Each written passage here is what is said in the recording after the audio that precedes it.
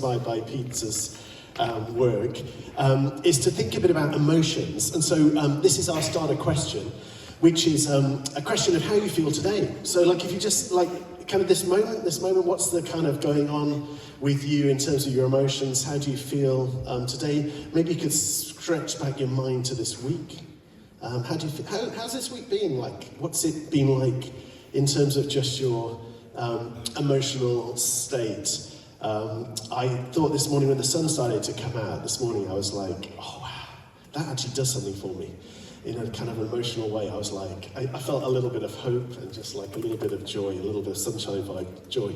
Now the thing I guess that's interesting about a question like this is a question that is really easy for some of us to answer and really hard for others to answer. So if you think of us gathered together here, we're probably on a massive spectrum from people who are saying like, what are emotions? Or like, am I meant to feel emotions? Like, how am I meant to even articulate to myself? Am I meant to articulate to others how I feel? Like what is an emotion? Next slide. This is just for you, if you're asking that question. This is just, I mean, there's loads of literature on emotions. This is the very kind of early stuff by a guy, Paul Ekman, and it's the 6 basic human emotions. So just if you're asking like, what is an emotion? Like, I don't think I've ever had an emotion, and I certainly wouldn't know how to articulate it. If you're thinking that, this might be a help. The 6 basic emotions that we feel as human beings is sometimes we're happy, sometimes we're sad, sometimes we're slightly frightened, sometimes we're like disgusted, sometimes we're really angry, and occasionally we're surprised. So those are just the 6 basic emotions. So if you're like saying, like, I haven't got a clue what this emotion stuff is about, like maybe that's just a help. So what you could do is just look at those 6 and just think, like, which of those 6 do I feel at the moment, or which of those 6 have I felt this week? But some of us are like totally into emotions, and we like do emotions all the time. Maybe we feel like we do emotions too much. So that question, like, how are you feeling today? You're like, oh, geez, that's like the thing that I'm always thinking about. And I'm kind of like totally in this moment of self-reflection. I'm always like kind of analysing myself. I'm kind of analysing how I feel, how I respond. We live these kind of very self-reflective, emotional lives. And I think that's interesting that actually there's a huge spectrum probably of us and how we feel about emotions, or that question. Like the question, how do you feel? Can be a question that you're ready to answer, or a question that you're like, don't ask me about my feelings. Or like, I don't really even know how to start articulating that. I guess classically people often see that as a kind of bloke-woman thing. But in our relationship, we always joke that Julie and I'm like the really emotional one, and Julie's like, she's steady. She's like total steady sailing. I'm more like Rach, and Julie's more like Ralph. It's true, isn't it? So it can be a mix. Sometimes you can be a fella who's kind of feels very deeply and is kind of fairly into emotions. Sometimes you can be a woman who's like, emotions, feelings, like what's that? Now, what I think is interesting about this slide is, and also if you just think of where you're kind of going at the moment, is what I think is interesting is if we look at this slide, like, do we start to make judgments on this slide? So do we start to say, oh, some of these emotions are better than other emotions? Like, I'm going to go for the top left, and I'll maybe sometimes go for the bottom right, as long as it's like a good surprise. I'm a little bit less sure about 2, 3, 4, and 5. Maybe, I mean, is there an emotion there that is almost like you're fearful of? Like actually you're like, ooh, like the idea of anger is something that I don't want to go there. Like I find anger not just a negative emotion, but actually an emotion that I'm not really willing to go with. Like, ooh, I'd rather we didn't, like maybe we could move the slide on quickly. No, we're going to stick with it a little longer. Like maybe, like some of these things can feel we're more or less comfortable with. And I think a lot of that stuff is probably about just, how we grow up and the kinds of stories that we hear told to us, or the stories that we tell ourselves, which is, I think often we unconsciously have a sense of a kind of hierarchy of emotions, which are like we say, there's like really good emotions, which I'll try and do more of. So I'll try and feel more joyful and have some really nice surprises in my life. And I'll try and like push down, suppress a bunch of emotions that I feel are more negative. Like I'll try and feel less fearful, and I'll try and feel less angry, and I'll try and feel less disgusted. or less unhappy. Like I'll try and be kind of more joyful and less happy. I mean, I think the reality is, isn't it, is that actually just stuff happens in life, that all of those 6 things are things that happen to us. You know, like whether you like it or not, actually, even if you're not that conscious of it, because you're not very much into emotions, actually we feel this stuff. Like we feel all of these things. And I think that the danger for us can sometimes be if we feel like some of these things are the wrong thing to feel. And so we kind of push them down, we sort of suppress them. Like we kind of think, oh, actually, that's a negative emotion, and so I'm not going to feel that. Even if we do feel it. Like we start to feel it and we kind of like, it's gone. You know, I'm not going to, like, I'm starting to feel angry. Like, I'm not going to feel angry. Now, what's interesting, I think, is if you look at Jesus, like, I think what's fascinating about Jesus is that, so if we just take, okay, starting premise, Jesus is the most perfect example of humanity. Like the richest, fullest, most perfect example of humanity that we've ever encountered. What I think is interesting about Jesus is that Jesus experiences not just emotions, but actually experiences in an intense way some of these emotions we might turn negative. Like some of the stuff that we would be like trying to suppress a bit, Jesus seems to give full rein to. Next slide. I just thought we could look at one little story. It's quite a familiar story. So it's the story of Jesus who's got these 3 mates. So there's Jesus has his disciples, but it seems he also has these kind of very close friends who he goes to and he doesn't have to disciple. I mean, I'm sure he does, but it's a bit like it's downtime. It's like, you know, we don't have to do a big sermon. We could just hang out and have something to eat. So Lazarus and Mary and Martha are these brother-sister crowds that he seems to have a very particularly close relationship to. And they're a source, you know, those kind of friendships, you have like friendships that drain and friendships that replenish. I think this is a replenishing friendship. Like there's a sense that Jesus seeks these people out because they're this deeply replenishing place where his emotional needs and kind of needs of friendship and just kind of like love and like acceptance and hospitality can be met through these 3 people. And then the worst thing imaginable happens, which is this, the brother dies, Lazarus. Well, he doesn't die yet, he's sick. So he gets sick. The sisters say, get in touch with Jesus. They're like, come on, Jesus, don't just come over for tea, but come over and heal the brother. Jesus kind of delays a little bit, intentionally delays. And so then they say, oh, it's too late now, he's dead. And Jesus goes to see them. And this is the encounter where Mary goes and encounters Jesus. And she falls down at his feet and says, Lord, if only you'd been here, my brother would not have died, which I think itself is a statement that has a lot of emotional intensity about it. Like Mary's feeling a lot of emotions, isn't she? She's feeling like sorrow because her brother's died. I think she's feeling a bit of anger at Jesus. You know, like, why did Jesus delay? She's feeling disappointment. Like there's a lot of emotions on the part of Mary in this text. I think what's interesting for us is that there's a lot of emotions on the part of Jesus as well. And there are a lot of emotions that we would sometimes see as negative emotions, because Jesus is like hopping mad. Like there's like anger, there's a very strong sense of anger that we see in this text. When Jesus saw her weeping and saw the other people wailing with her, a deep anger welled up within him, and he was deeply troubled. Where have you put him, he asked them. They told him, Lord, come and see. And then Jesus wept. There's anger and sadness and grief. There's like a lot of things that we might imagine as really negative emotions that Jesus is not afraid to articulate and demonstrate within this context. Next slide. Carries on, actually, it's interesting. Jesus was still angry as he arrived at the tomb. Like, Jesus doesn't feel angry and then like suppress it. Like he hangs with it. Like he sits with it. You know, I think they say emotions last for 90 seconds. I think sometimes they last longer than that. But, Nick, sometimes they last longer than that. They kind of, okay, in their intensity, they last for 90 seconds. How much longer, Tom? No, okay. Weeks. Emotions, like Jesus is hanging with this emotion of anger. Like he's got a deep sense of anger, as well as a deep sense of grief, and he sits with it as he walks towards this tomb, and then the rest of the story is this story of an extraordinary resurrection. Now, what I think is interesting is that even the translators of the New Testament struggle with the idea that Jesus could be angry. So I'm giving you the New Living Translation here, which is a far better translation than the NIV. The NIV, I guess, is the most classic translation, New International Version. It's a literal word-for-word translation. If you've got the NIV, it doesn't say this. What it says is he's deeply moved. Like it talks in a much more kind of like neutral way, which is nonsense because the original Greek word that's used here is used to refer to the moment when a horse snorts. You know the sound of a horse snorting, which is kind of like it's like a big sound, isn't it? There's something about a horse snorting that's like, it's kind of, there's a lot happening.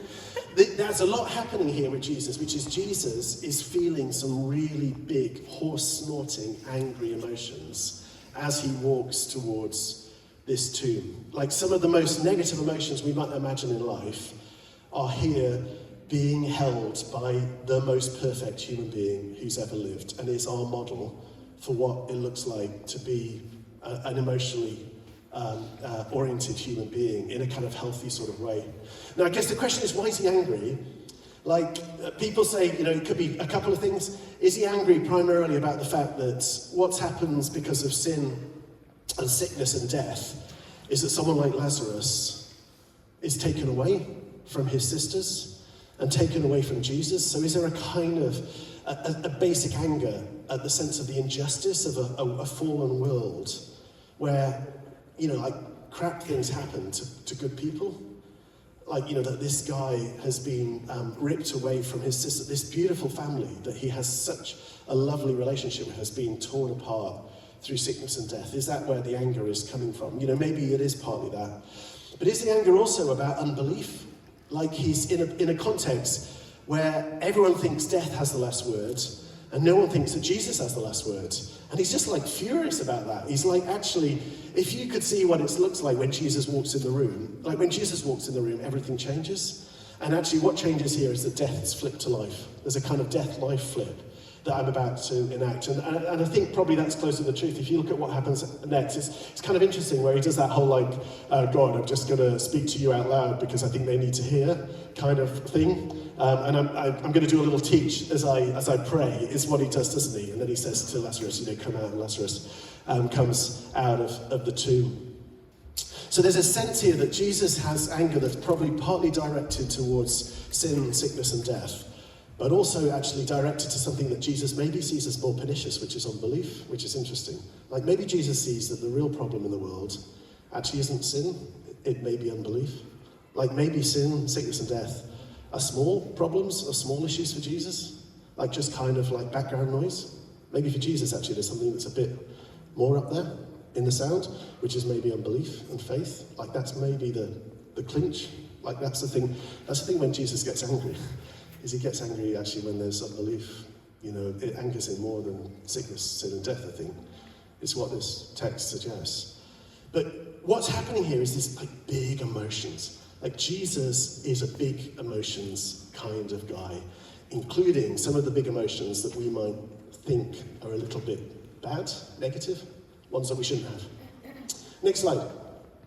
I just pulled out a couple of examples. Like Jesus has a lot of emotions. If you think of our basic emotions, I couldn't find anything for disgust, interestingly. I don't think in the text there's anything where you feel like Jesus is really disgusted by anything. Like lepers don't disgust him. Like he's kind of cool with lepers.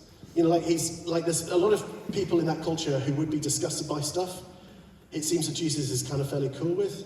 But you certainly see that he's someone who feels extraordinary happiness and joy.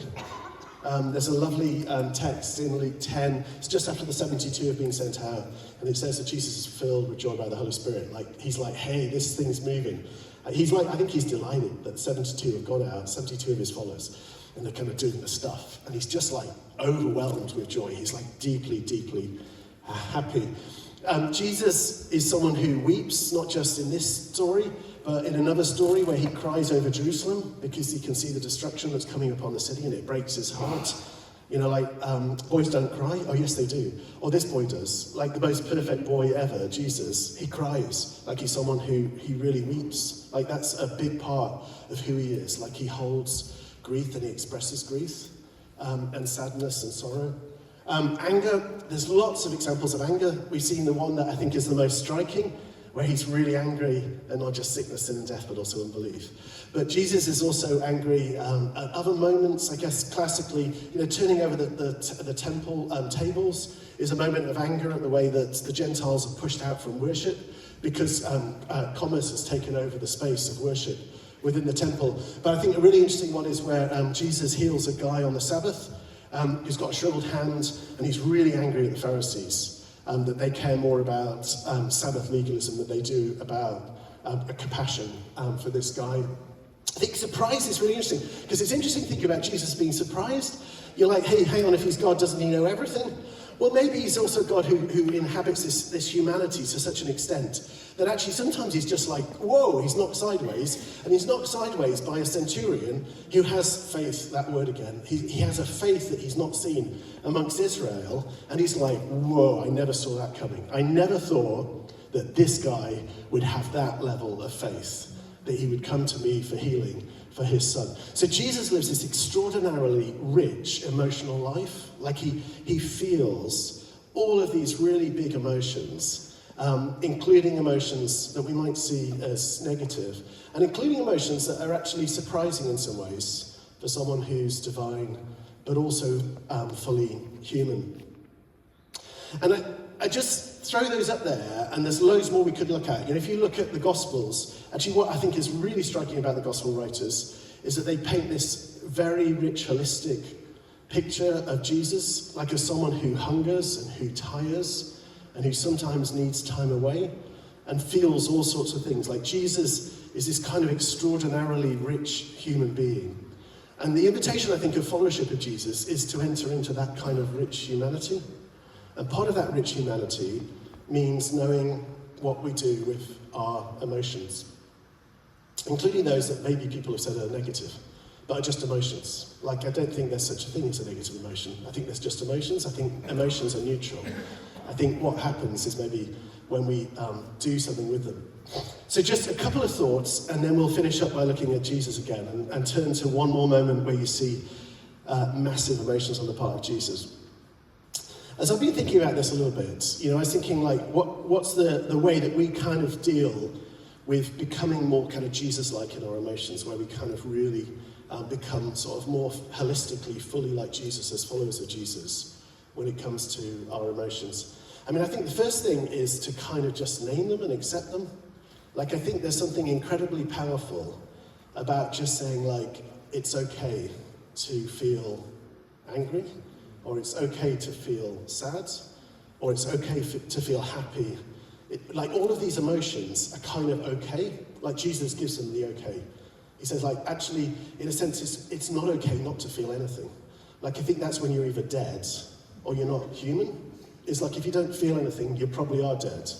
Like, actually, just part of being human is that we feel stuff. Like, we're always feeling things. And I guess the invitation, I think, of Jesus is to kind of lock into those feelings a bit more and to sit with them. Because I think emotions, for me, are things that actually are a source of information. Like, I think emotions are an incredibly powerful thing in helping us actually to grow as followers of Jesus. Like, they're a thing to listen to, because I think they're telling us something. They're telling us something about what's going on, like, inside me, what's going on in my interactions with others, what's going on in my relationship with Jesus. Like, there's something about emotions that's actually almost like a gift. You know that idea of pain being a gift? So one of the kind of tragedies, I guess, that people talk about with leprosy is that in leprosy, actually what happens is your nerve endings, I'm on dodgy ground here, aren't I? Because I'm not a medic, I know nothing. But as I understand it, with leprosy, one of the real challenges of leprosy is that your nerve endings cease, and so you actually can't feel pain anymore. And we think, oh, that's great, it'd be lovely to live without pain. I'm looking at people that might know more. What's happening there is that actually then you get all sorts of injuries, don't you? So what happens in classic case of leprosy is you stop feeling pain, and then as a result of that, you just get burnt, you get like, you bash into stuff and you don't have a clue you're doing it. I mean, like, pain is a way that our body says, like, don't do that again. You know, like you put your hand on the stove, pain says, Tim, don't put your hand on the stove again. And it's the thing that's basically protecting Tim, isn't it? Pain is protecting Tim. I think the same with emotions. I think emotions are like pain in that they're a really good thing rather than a really bad thing. And emotions like anger and sadness that Jesus feels intensely are a really good thing rather than a really bad thing, because they're actually saying to Tim, hey Tim, there's something going on here that's interesting, let's have a little chat about it. Like, let's think a little bit about what's happening at this moment. Now, I think what's the challenge for us is that if we have a bunch of voices in our head, which maybe are voices from where we've grown up or from our culture or from internal set of voices which say, Tim should not feel this way. Then what's Tim going to do when he feels angry? He's going to go, isn't he? He's going to push it down.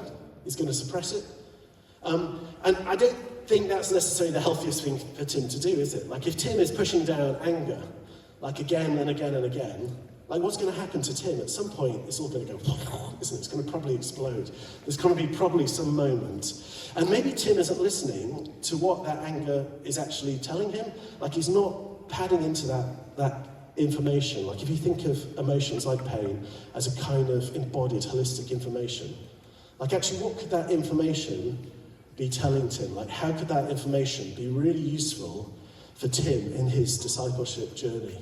To be thinking like, well, that's interesting. Okay, I'm starting to feel a little bit angry. Like, why am I feeling that way? Like, what is it that's happening around me that's made me feel angry? Or I'm feeling kind of like scared. I'm feeling a strong sense of fear at the moment. Like, what is it around me that's making me feel afraid? Like, is it something about how I see myself? Is it an interaction with others?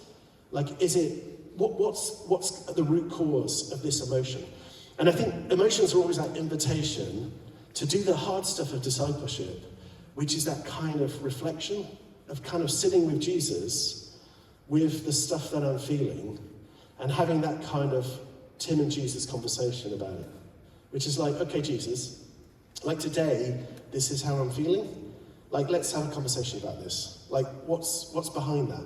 Like, what underlies that? Now, you know, one thing I think that's interesting about, say, something like anger is, you know how when you're a kid, you kind of sometimes just kick off. And essentially, the thing you try and do with your kids, I think this is right, or the thing we try to do, but I don't know if this is the right thing to do. Okay, perfect parents might do something else, but we try, in a sense, to regulate our kids around their emotions a little bit. Don't you? You kind of teach your kids a sense that, like, it's not okay just to freak out as a 3-year-old in the middle of Sainsbury's and just like start thrashing around and like throwing the tins around from the trolley. Like that's unacceptable behaviour. Like there's a sense that you need to regulate the fact that you're like tired and like hangry and you just like had enough and like you want that and you're like really disappointed with life. Like you just kind of try and say to kids, okay, let's just regulate this a bit. Like part of what you do as a parent is you try and regulate your kids' emotions. Because the danger is, like what happens if the story that we've heard is that actually our emotions aren't this really useful source of information. Like, I think regulation can easily become repression. Like, in a sense, I think there is totally a place for regulating emotions. Like, one of the things about becoming a grown-up is hopefully that I feel something, but I don't just, like, lash out. Like, I'm a bit ticked off at Tom, I don't just, like, punch him. Like, I actually think, like, why am I ticked off at Tom? Like, what is it that Tom just said to me that makes me feel angry? Like, what's happening there? Like, because it's probably not Tom. It's probably actually some stuff that's happening with me. Like, what's that dragged up in me? Like, why has the thing Tom said just made me feel just a little bit out of sorts? I'm feeling something. He said something. He just said it innocently. I'm feeling something. But rather than just like pushing it down and saying like, well, I'll just pretend that Tom never said anything. I'm like, actually, what's this? What's the way that I can use this as a new source of information to think about maybe I feel like, actually, I feel like people judge me. Like maybe I'm just taking what Tom said and I'm feeling like someone judged me. Maybe I get angry when people judge me. Like that feels like an injustice. I think for me, Caleb and I have talked about this a lot. My personality type, I'm someone that really feels anger at injustice. And like maybe Tom says something that I feel like that's so unjust. Like if only Tom knew, he would never have said that because that's so not true. What I can do at that point is I can like go all guns blazing at Tom. I'm like, well, Tom, you don't know anything. And like, how dare you say that to me? Or I can actually say, maybe this is a really useful point of information where Tom's words to me and my response to it can be a way where I feel like, actually, what is it that Jesus still needs to do in my life? Like, why do I take the words of someone so personally? Like, maybe I don't feel secure in Jesus enough. Like maybe this is a moment where I can just kind of like sit with Jesus and process this stuff. But actually the feeling of the emotion is like a critical thing, isn't it? Like sitting with that emotion and doing something with it is this really critical thing and a critical part of the journey. Final couple of slides and we'll just finish up. John, do you want to go to the next slide? This is another a moment, just briefly in closing. Like, this is intense emotions, isn't it? I think this is the most intense emotions that you see in the life of Jesus. It's the Garden of Gethsemane. One of the Gospels, it's Luke, has it where it renders this thing where it says that it's like he's dripping sweat like blood like sweat, like kind of great drops of sweat. There's an intensity of emotion, an emotional intensity of just kind of like almost overwhelming grief that like leads to something. That there's something that's happening bodily at this moment where Jesus becomes anguished and distressed. And he says, my soul is crushed with grief to the point of death. I mean, that's like big emotions, isn't it? And that's articulating really big emotions. My soul is crushed with grief to the point of death. That's like, I mean, major kind of sadness. You know, it's like on the intensity scale, it's like way out there, isn't it, in terms of a feeling of sadness. I mean, I think what's extraordinary is what Jesus does. Next slide. Is that Jesus, when he's on the cross, what he does is he uses the words of what make up the majority of the Psalms, which are Psalms of lament. And he speaks out of that sadness and grief to God, to his Father. And he takes Psalm 22, which is this beautiful psalm of lament, and he uses that as a way to articulate and work through a set of extraordinarily intense emotions. I think the intensity of Jesus' emotions here are ones that we will probably never, ever experience. Like, I don't think, this is where he goes way further than we ever go. Like, because we don't know what it's like to be separated from your Father when your Father's God, and we don't know what it's like to experience this kind of rejection that Jesus experiences through Judas's betrayal and through crucifixion by the Roman authorities. But in that moment, what Jesus does is he turns to this really trusted way in which Israel has been taught to take their emotions to God and to speak them out to God, and just to speak them out with honesty. And I think, to me, that's one of the most extraordinary things, actually, about following Jesus.